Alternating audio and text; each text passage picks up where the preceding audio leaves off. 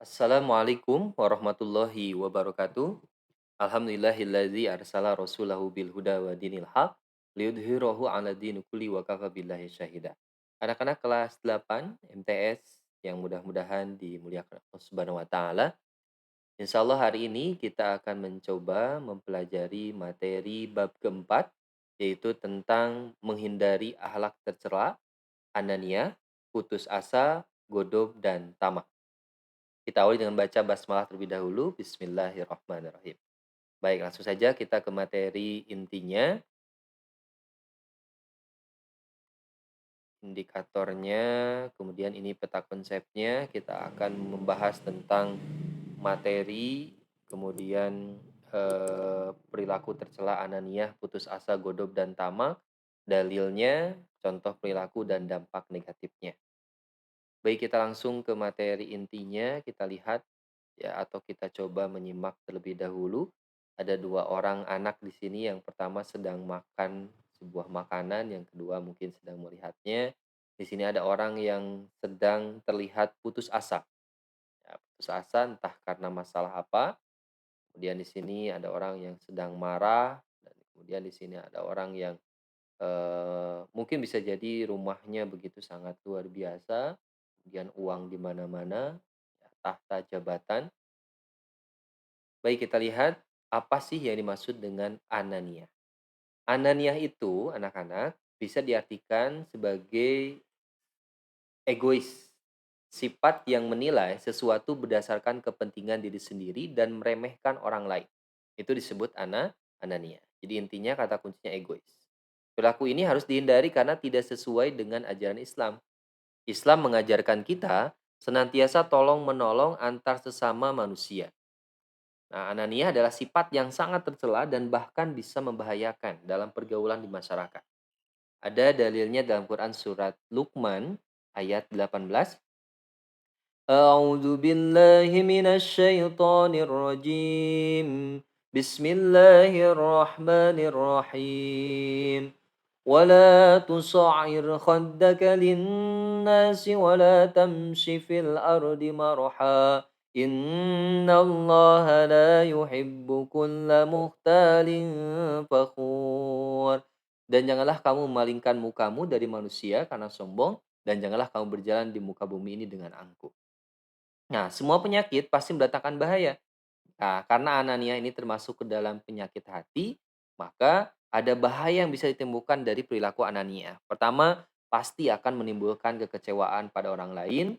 Yang kedua, merusak hubungan persaudaraan, memutuskan hubungan silaturahmi, dijauhi dalam pergaulan dan dikucilkan oleh orang lain, kaku dalam pergaulan, sehingga sulit mencapai ketentraman hidup bersama, menimbulkan kebencian, pertengkaran, permusuhan, sulit menerima petunjuk kebenaran, kemudian berdosa sudah jelas. Selanjutnya yang kedua ada putus asa. Ini pun sama ya, masuknya ke dalam sifat tercela yang harus dijauhkan dari kalian. Nah, putus asa ini apa? Putus asa adalah sikap atau perilaku yang merasa bahwa dirinya telah gagal atau tidak akan mampu dalam meraih suatu harapan atau cita-cita. Jadi dia berpikir, ya sudah, saya tidak akan mampu mencapai cita-cita yang saya harapkan, sehingga ya sudah putus asa. Nah, sehingga putus asa juga berarti habis harapan, tidak ada harapan lagi. Seseorang dikatakan putus asa apabila tidak lagi mempunyai harapan tentang sesuatu yang semula hendak dicapai. Awalnya dia cita-cita jadi dokter misalnya, karena putus asa, sudahlah, gak mungkin saya jadi dokter. Nah, itu artinya dia putus asa. Dampak negatif putus asa. Nih, karena ini semuanya sifat negatif ya, atau sifat tercela, maka dampak negatif yang akan didapatkan ketika kita ada sifat-sifat ini. Pertama, merugikan diri sendiri karena memang membuang waktu, energi, potensi yang dimiliki. Susah untuk mencapai kemajuan karena tidak berani berbuat, khawatir mengalami kegagalan. Nah, orang yang putus asa berarti kehilangan gairah dan semangat untuk mencapai sesuatu yang semula diharapkan. Nah, ini nih ya, dalilnya Quran surat Yusuf ayat 87. A'udzu billahi minasyaitonir rajim. ولا تيأسوا من روح الله إنه لا ييأس من روح الله إلا القوم الكافرين. illal qaumul kafirun. Maaf. Dan janganlah kamu berputus asa dari rahmat Allah, sungguhnya yang berputus asa dari rahmat Allah hanyalah orang-orang kafir. Nah, bagaimana ciri-ciri orang yang putus asa? Pertama, bermalas-malasan, tidak bersemangat, tampak murung, mudah terpancing emosi sehingga cepat marah. Itu ciri-ciri orang yang putus asa. Kemudian yang ketiga, kita masuk ke pembahasan tentang sifat godob. Apa itu godob? Godob dalam artian singkatnya bisa diartikan dengan sifat marah. Ya, gampang ambek kalau dalam istilah Sunda. Nah, godob termasuk sifat tercela karena marah itu bersumber dari setan. Rasulullah bersabda, "Innal godoba minas syaiton wa inna syaiton khuliqa minan nar wa innama tudfa'u bil ma fa idza godoba ahadukum falyatawaddo." Sungguhnya marah itu dari setan dan sungguh setan itu dijadikan dari api. Dan sungguh api itu dapat padam dengan air jika seorang kamu marah segeralah berwudu. Ini sebagai adab ya sekaligus solusi ketika kita sedang memuncak marah kita, maka ambil air wudhu, kemudian kita bisa jadi laksanakan sholat 2 rakaat itu lebih baik. Jadi dengan wudhu, insya Allah marahnya akan segera reda gitu ya. Maka Islam mengajarkan ketika kita marah sedang berdiri, maka duduklah ya, supaya memang tidak terus marah-marah. Akibat buruk dari sifat marah otomatis ya, pertama tidak dapat berpikir tenang, apapun yang dilakukan dalam kondisi emosi itu tidak baik. Yang kedua, tidak dapat menyelesaikan permasalahan secara baik, jika sering terjadi dapat menimbulkan tekanan darah tinggi.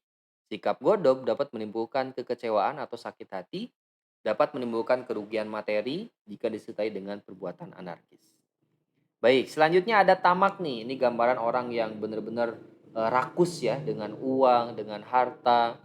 Nah, secara bahasa tamak berarti rakus. Sedang menurut istilah, tamak adalah cinta kepada dunia, harta terlalu berlebihan tanpa memperhatikan hukum haram yang mengakibatkan adanya dosa besar. Jadi tamak ini singkatnya diartikan sebagai sifat rakus. Tamak adalah sikap rakus terhadap hal-hal yang bersifat duniawi sehingga menyebabkan manusia menjadi hina. Ini digambarkan oleh Rasul seperti orang yang haus yang hendak minum air laut. Semakin banyak air itu diminum, semakin bertambah rasa dahaganya. Perilaku orang yang tamak. Nah, orang tamak ini dalam Al-Quran bahwa tugas manusia tidak lain adalah untuk beribadah. Sehingga bukan mengumpulkan harta, ya ibadah ditinggalkan. Nah, itu salah. Oke. Nah, Godop atau amarah, seorang Arabi Arab pegunungan datang kepada Nabi, ia bertanya, amal apa yang terbaik untukku? Kemudian Nabi menjawab, janganlah marah, janganlah marah, janganlah marah, maka untukmu surga. La tagdob, la tagdob, la tagdob, walaka jannah. Nah ini ya, disampaikan oleh Nabi. Baik, itu saja anak-anak, mudah-mudahan materi ini bisa bermanfaat buat kalian. Ya, jangan sampai dilakukan 4 sifat jelek ini dalam kehidupan kalian. Ya, saja anak-anak, terima kasih. Kita membaca hamdalah. Alhamdulillahirabbil alamin. Assalamualaikum warahmatullahi wabarakatuh.